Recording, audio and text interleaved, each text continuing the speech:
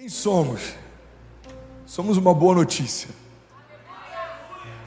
O mundo jaz no maligno, toda a criação foi destituída da glória de Deus, mas há uma boa notícia: Deus enviou o seu único Filho, para que todo aquele que nele crê não pereça, mas seja salvo. Sabe, a Bíblia não diz: conhecereis o pecado e o pecado vos libertará. Por quê?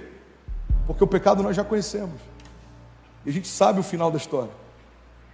É por isso que a Bíblia diz: conhecereis a verdade e a verdade vos libertará. Porque a única coisa que liberta é a verdade. Guarda isso, irmão. Se nós éramos escravos do pecado quando não tínhamos liberdade, agora que somos livres, precisamos ser escravos da justiça. Agora temos uma nova, e eu boto entre aspas, prisão. Só que ao invés de estarmos presos ao mundo, ao inferno, estamos presos e conectados em Jesus, fomos enxertados nele. A Bíblia diz que sem ele nada podemos fazer, mas nele podemos todas as coisas. A Bíblia diz que se permanecermos nele e as palavras dele permanecerem em nós, pediremos qualquer coisa e nos será concedida. A palavra diz que em Jesus temos não só acesso ao reino, como autoridade no reino. Recebemos a chave do reino, ligamos e desligamos. As portas do inferno não prevalecerão contra nós. As garantias que Deus dá para a igreja, elas foram liberadas por Deus através da verdade. E a gente só consegue continuar usufruindo dela se caminharmos em verdade. E esse é o nosso encargo profético. Alguém está recebendo algo de Deus aqui? Diga amém. Não podemos deixar de confrontar o pecado. Não podemos deixar de anunciar a graça. É uma linha tênue. Em alguns momentos parece até que elas não coexistem, mas na verdade as duas precisam estar alinhadas em todo discurso, em todo sermão, em toda conduta, em toda prática. Guarda isso, irmão. Precisamos denunciar o pecado, mas precisamos anunciar a graça. Se só denunciamos o pecado, mas não anunciamos a graça, corremos o risco de nos tornarmos religiosos. Se só anunciamos a graça e não denunciamos o pecado, corremos o risco de vivermos em libertinagem. Existem muitos púlpitos no Brasil, e não se assuste, a quantidade deles vai aumentar, que tem mudado a teologia, relativizado os princípios para caber dentro de uma pauta. Tem muitas pessoas que inspiraram a igreja décadas atrás, alguns compositores, alguns músicos, alguns pastores, que eles têm condenado. Irmão, um cara, e eu vou chamar assim, porque eu não conheço a ponto de aferir a ele o título de pastor de ovelhas, um cara se levantou no púlpito de uma igreja para chamar o pastor André de mensageiro de Satanás, porque ele pregou sobre santidade. Mas você analisa pessoas que ele tem apreço e pessoas que têm apreço por ele, muitos deles foram feridos com a igreja, não necessariamente porque a igreja estava errada, mas talvez porque a igreja não falou o que eles gostariam de ouvir. A Bíblia diz que nos últimos dias os homens ajuntariam para si mestres segundo os seus próprios prazeres, desejos, expectativas, porque os seus ouvidos teriam comichões para ouvir a verdade. Vocês lembram quando eu preguei sobre fé seletiva? Eu falei sobre o encontro entre Paulo e o imperador e o governador na época, e a Bíblia diz que quando ele vai falar para ele sobre juízo, domínio próprio, sobre eternidade, a Bíblia diz que Félix diz: basta. A Bíblia diz: ele teve medo ao ouvir sobre essas coisas e disse: basta, quando eu achar conveniente, volto a chamá-lo. Irmão, existem muitas pessoas, olha para mim, que têm caminhado por conveniência até em relação ao evangelho. Se essa mensagem me agrada, eu ouço. Se essa mensagem não me agrada, eu pulo. Talvez uma boa parte de quem está sentado aqui só não parou de ouvir o que eu estou pregando porque é indelicado se levantar no meio do culto, mas se fosse pela internet já teria trocado de canal. O fato de nós nos adaptarmos à igreja online, e nada contra, pelo contrário, eu acredito nisso. E ontem 70% de quem veio se batizar de alguma forma, em algum momento, foi impactado pela minha vida ou por uma palavra que eu liberei. Por isso vieram de outros estados para poder serem batizados numa igreja que, por misericórdia, eu estou liderando. Eu acredito na força da igreja online, eu acredito nisso. Mas a gente não pode negligenciar uma verdade. O fato de termos total controle em mudar o sermão quando não nos agrada, nos coloca num lugar muito perigoso. A palavra de hoje não está tão legal. Uau, essa palavra aqui me agrada, me alegra, me acalma. Existem pastores tocando uma geração inteira. E se você for espremer os seus sermões, o suco que eles carregam nada mais é sobre um evangelho que deixa o nosso coração quentinho, confortável. Mas essa verdade deixa de ser verdade se não apresentarmos juntamente com ela os princípios do evangelho. É verdade que Deus tem promessas para nós? É verdade. Mas existe uma condicional: permanecermos nele. É verdade que Deus tem bondade para nós? É verdade, mas existe uma condicional: precisamos nos tornar filhos dele. É verdade que podemos nos tornar filhos de Deus? É verdade, mas não somos todos filhos de Deus, somos todos criatura dele. Ao reconhecermos Jesus como Salvador, recebemos então o Espírito de adoção, pelo qual clamamos: Abba, Pai. É verdade que Deus tem para nós prosperidade, é verdade, mas precisamos honrar os princípios dele. Irmão, tem muita gente que fala sobre essa parte, mas não prega sobre essa, e por isso que muita gente está vivendo uma decepção na sua jornada com o evangelho. Alguns chegam ao ponto de dizer: pastor, eu não sabia que seria tão difícil. Pois é, precisamos lembrar, não é fácil caminhar com Jesus, não vai ser rápido viver todas as promessas, mas temos uma garantia: nós nunca estaremos sozinhos. Nós nunca estaremos sozinhos. Ele nunca disse que seria rápido, ele nunca disse que seria fácil, ele nunca disse que seríamos poupados das lutas. O seu filho não foi. Irmão, olha para mim, que loucura esperarmos que Deus nos poupe de algo que não poupou nem a seu único filho. Eu estou frustrado porque me traíram. Jesus foi traído. Eu estou frustrado porque tem pessoas me perseguindo. Jesus foi perseguido. Eu estou frustrado porque como que Deus permitiu que pessoas me humilhassem? Jesus foi humilhado.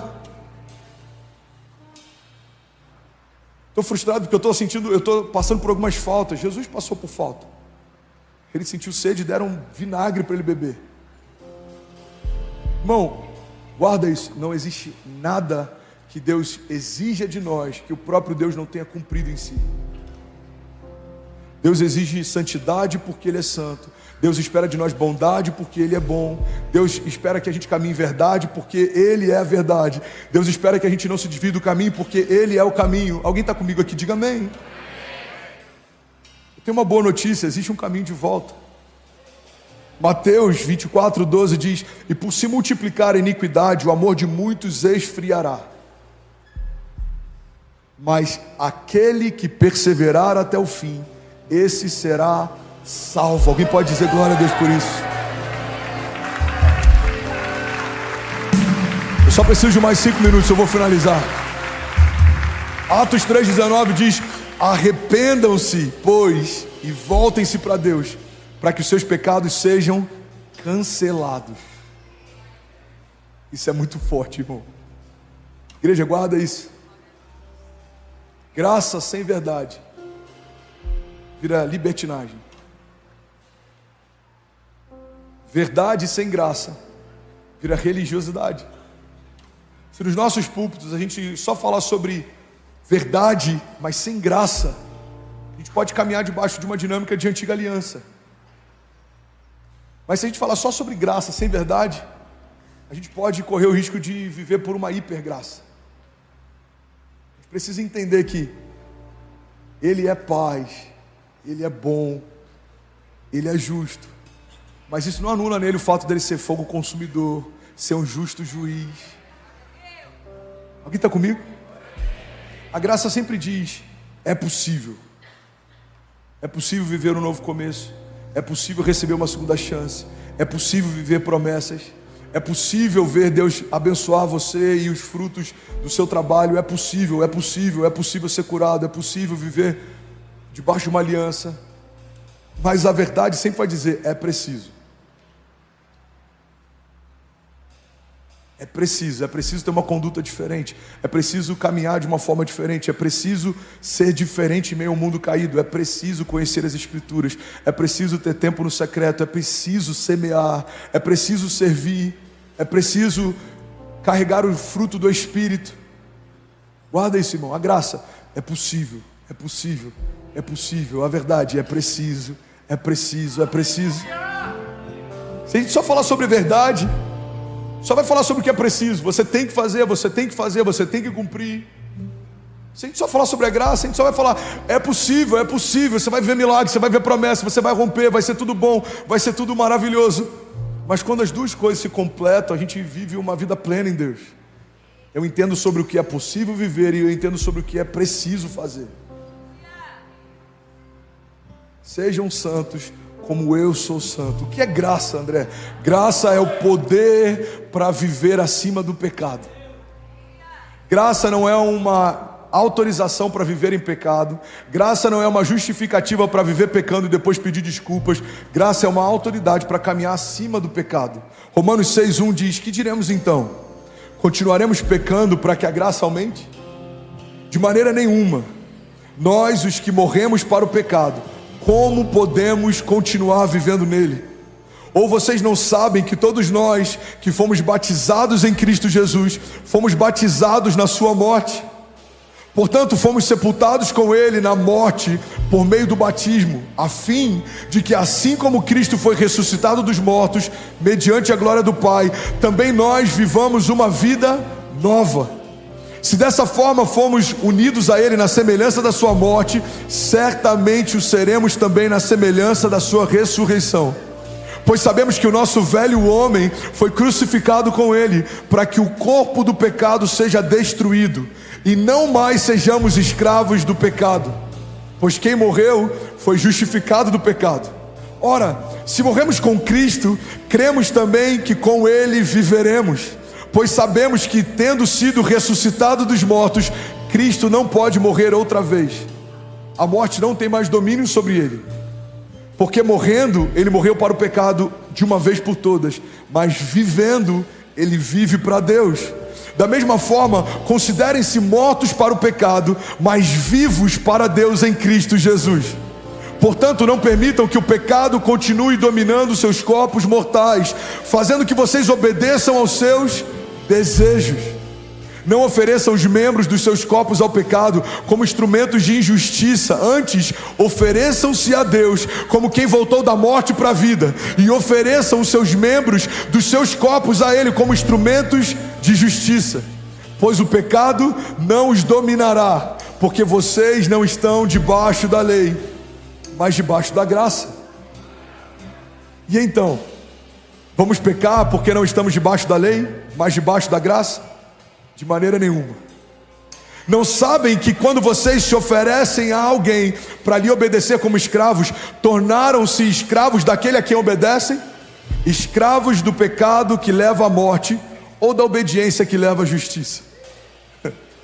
Mas graças a Deus, porque embora vocês tenham sido escravos do pecado, passaram a obedecer de coração a forma de ensino que lhes foi transmitida.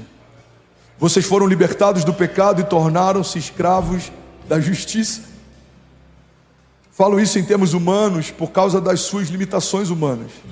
Assim como vocês ofereceram os membros dos seus corpos em escravidão à impureza e à maldade que leva à maldade, ofereçam-nos agora em escravidão à justiça que leva à santidade. Quando vocês eram escravos do pecado, estavam livres da justiça. Que fruto colheram então das coisas das quais agora vocês se envergonham? O fim delas é a morte. Mas agora que vocês foram libertados do pecado e se tornaram escravos de Deus, o fruto que colhem leva à santidade, e o seu fim é a vida eterna. Pois o salário do pecado é a morte, mas o dom gratuito de Deus é a vida eterna em Cristo Jesus, o nosso Senhor. Alguém pode dizer glória a Deus por isso? Você pode ficar de pé no seu lugar? Eu quero orar com você. Fica de pé no seu lugar.